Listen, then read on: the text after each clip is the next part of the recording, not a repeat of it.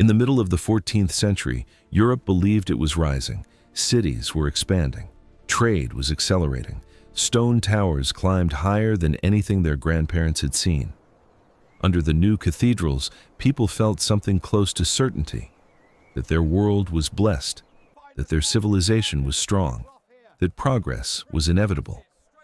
They were wrong, not in a century, not in a generation, in weeks. Almost overnight, the continent began to die. At first, there was no thunder, no warning, just a few fevers, a few swollen lymph nodes, a door that didn't open. It started quietly.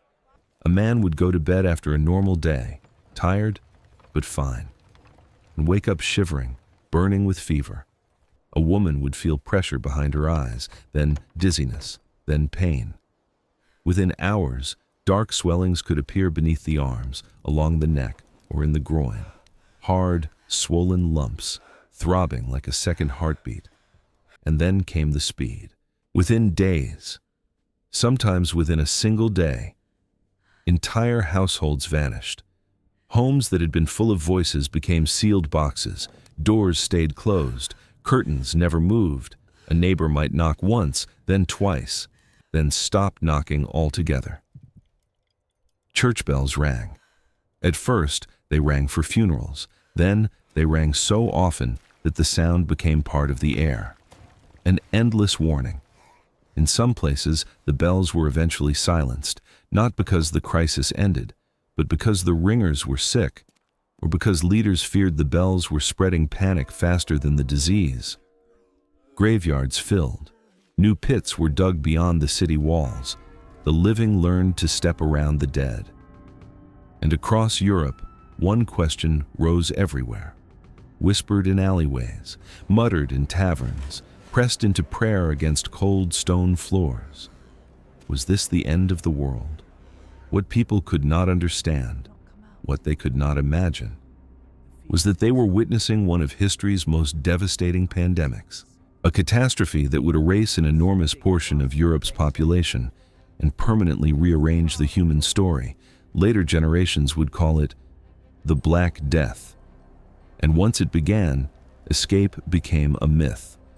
But to understand the fall, we have to understand the height, because the early 1300s were not a time of constant darkness. In many ways, they were the high point of medieval society. In many regions, harvests had been strong for decades, towns grew confident, governments felt stable, projects became ambitious, and trade stitched the world together. Ports on the Mediterranean throbbed with movement: grain, cloth, oil, timber, salt, wine. Inland, merchants crossed old roads and river routes with wagons of goods. Across Asia, enormous pathways carried silk, spices, metals, and ideas toward Europe. Some travelers described it as a world that had finally learned how to stay connected. Even architecture said it. Gothic cathedrals were not only places of worship, they were announcements. They said, "We can coordinate labor, we can move stone, we can calculate arches and counterweights, we can build something that will outlive us." And yet, that same interconnectedness, those same roads and ships and markets, were also the perfect delivery system for disaster. The infrastructure for a continent-wide tragedy was already built. Europe simply didn't know what kind of cargo was approaching. The true beginning of this story was nowhere near Europe's stone streets. It began far to the east, in the wide, unforgiving landscapes of Central Asia, places of harsh winters, searing summers, and open horizons that seemed to stretch forever. For centuries, a bacterium lived there inside wild rodents, marmots, ground squirrels, other burrowing animals. It was not new, it was ancient, a biological machine refined by evolution. Its name was Yersinia pestis. Most of the time, it existed in rough balance with its hosts. Rodents carried it. Fleas moved it from one animal to another. Humans lived mostly outside that cycle. But ecosystems are fragile, and when they shift, diseases can jump. In the early 1300s, the steppe experienced environmental stress. The details are debated. Climate swings, drought in some places, heavy rains in others, sudden disruption to food supplies. But the effect was simple. Rodent populations moved, mixed, and died in ways they usually didn't. And when infected rodents died, their fleas needed a new warm body. Sometimes, that body was human. The first outbreaks likely appeared in trading outposts along the great overland routes, places where merchants, porters, and local communities met caravans from distant regions. At first, no one had an explanation that matched reality. People saw fever, vomiting, weakness, then the swellings, buboes, painful growths in the lymph nodes, dark bruising, the sense that the body itself was turning against the person inside it. The terrifying part wasn't only death, it was speed. A person could be alive in the morning and gone before nightfall. News traveled slowly in the medieval world, but rumors traveled faster.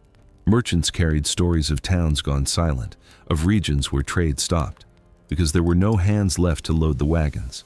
Still, the West felt distant from it, until the disease found the hinge between continents. That hinge was the Black Sea. On the Crimean coast stood a wealthy port city, Caffa, a crucial node, an intersection between overland routes and Mediterranean shipping networks, a place where languages mixed, where markets were stocked with distant goods, where profit was measured in speed and risk. In the mid-1340s, Caffa became a battlefield. A powerful steppe army laid siege to the city. The defenders had walls and sea access. The attackers had numbers and pressure. The siege dragged on. Then the plague entered the camps. Close quarters, stress, poor sanitation, constant movement, conditions perfect for transmission. Soldiers began to sicken. Bodies began to pile up.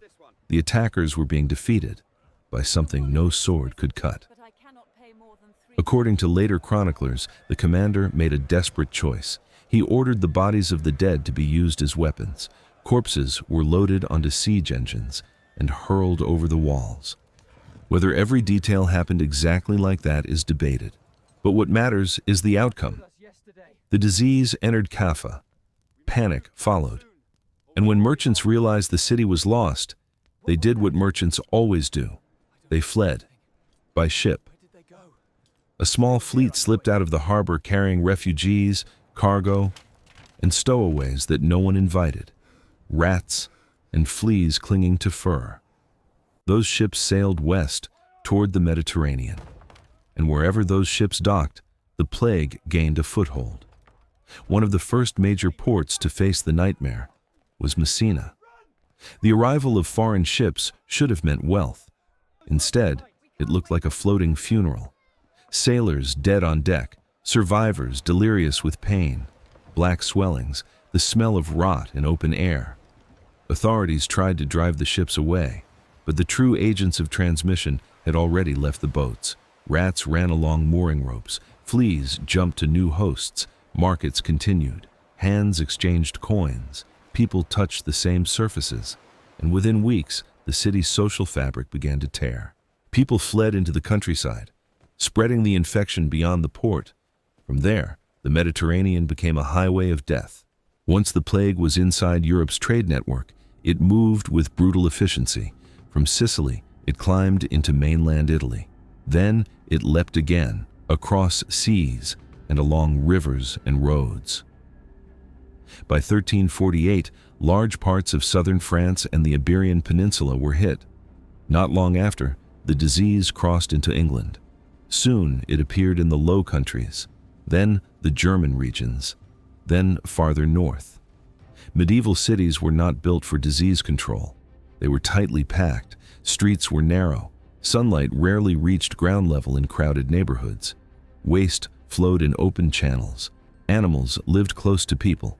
Rats thrived. When the plague entered a walled metropolis, it didn't just kill individuals. It killed the city as a functioning organism. Markets emptied, courts closed, construction stopped, food distribution broke down. And all of this happened without a medical explanation that made sense. Physicians did not have germ theory. They had inherited older frameworks, humors, balance, and miasma, bad air. Some scholars pointed to the sky. They blamed a rare alignment of planets. They argued that cosmic forces had poisoned the atmosphere, that deadly vapors had been released from the earth. So the advice followed that logic. Avoid bathing, they said, because warm water opens the pores to corrupted air. Burn aromatic herbs, carry flowers, purify the smell, bleed patients, rebalance the body. None of it stopped the disease. And sometimes it made things worse. The failure of medicine created a psychological collapse. If knowledge cannot save you, what can? For many, the answer was faith. People crowded into churches, they prayed for mercy, they marched in processions, and that gathering often accelerated transmission. When prayers did not stop the dying, faith did not vanish. It mutated into desperation. In parts of Europe, bands of penitents marched from town to town. Flagellants.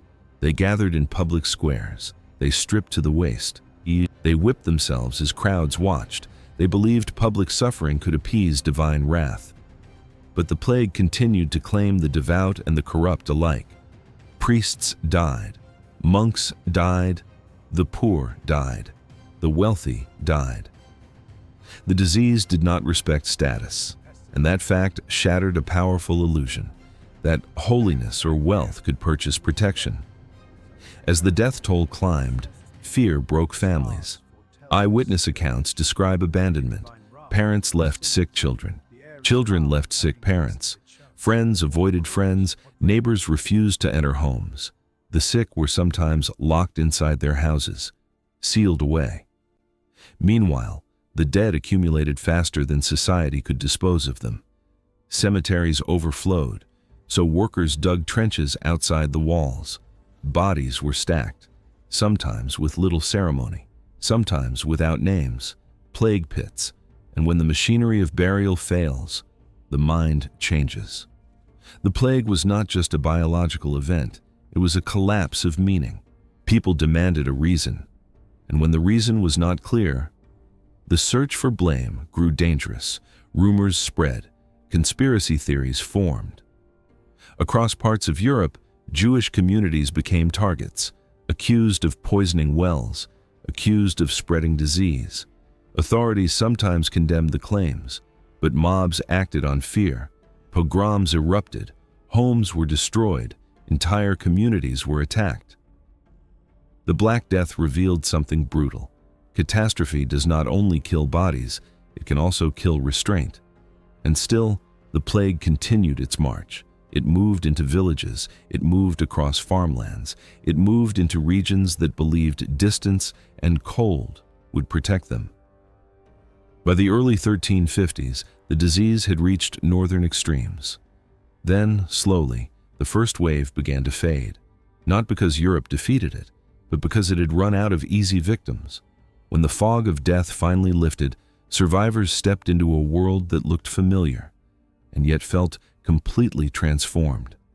The exact number of dead will never be known with precision, but historians agree on the scale. The pandemic killed tens of millions across Eurasia and North Africa, and in Europe, the loss was staggering, something like 2/5 to more than half the population in only a few years. That level of depopulation does not simply cause grief, it changes everything. At first, the aftermath was chaos. Trade disrupted. Prices swung wildly. Some goods became scarce because the labor to produce them was gone. In some regions, laws were passed to force wages down, attempts by elites to preserve an older order. But economics does not care about tradition. A severe labor shortage reshapes power. When there are fewer workers, work becomes valuable. Suddenly, peasants and laborers had leverage they had not held for centuries. Landowners needed hands to plant and harvest. Towns needed craftspeople. Ports needed dock workers. Projects needed masons.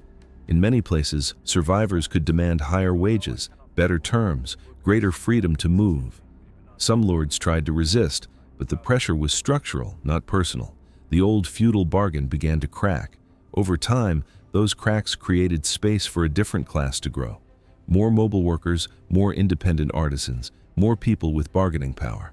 Depopulation also changed land use. With fewer mouths to feed, marginal farmland was abandoned. In some regions, diets improved. More access to livestock and dairy, more vegetables, less desperate dependence on grain alone. Pastures expanded, forests reclaimed certain fields. The landscape shifted, and culture shifted too. The psychological scars ran deep. Art became obsessed with death, not as an abstract concept, as an intimate presence. One of the strongest motifs to spread was the dance of death, the idea that death leads everyone away. Kings, priests, merchants, peasants, skeletons in murals and manuscripts pull the living into a final procession. It was a brutal lesson in equality, not social equality, but existential equality. Wealth and title could not purchase immunity, and that realization changed how people thought. It made societies more skeptical, more questioning, more willing to criticize institutions that had claimed certainty. Even faith evolved. Some people clung harder to religion, others became cynical, others searched for new explanations, because old answers had not prevented catastrophe. The Black Death was not a single event with a clean ending. It returned in waves. It became part of life. But the first great wave, the one that tore through a confident, interconnected continent, was a turning point. It proved how fragile human systems are when they meet the raw power of nature. And it showed something else. That disaster can destroy and also reorganize. That mass death can shatter an old order and open doors in the cracks, and that the modern world, in many ways, was built on ground cleared by catastrophe. For centuries, people treated the Black Death as a medieval nightmare, distant, unreal, safely locked behind time. But empty streets, locked homes, fear of the air itself, suspicion of neighbors. Does that really sound like ancient history, or does it feel uncomfortably familiar?